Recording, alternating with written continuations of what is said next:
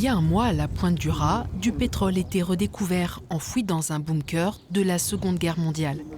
Ce sont les déchets de la marée noire du Bolen de 1976. Pour éviter tout accident, la mairie fait bloquer l'accès.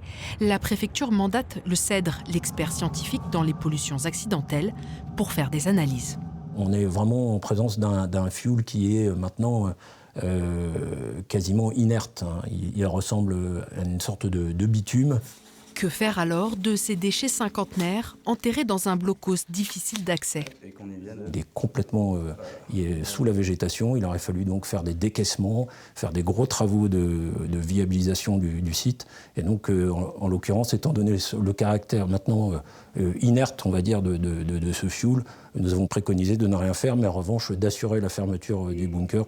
Insuffisant pour l'association Robin des Bois qui travaille sur le sujet depuis plusieurs décennies et qui réclame la dépollution. D'autres sites sur le littoral sont problématiques.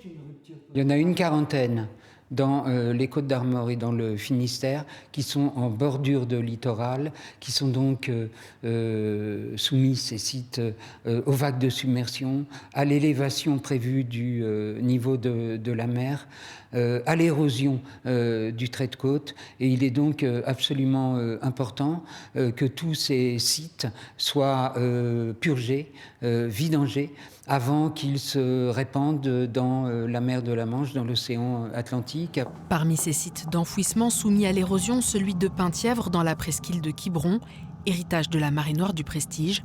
Le CEDRE y a aussi effectué des analyses. Là encore, pas de dépollution prévue, car les hydrocarbures ont été reconnus inertes.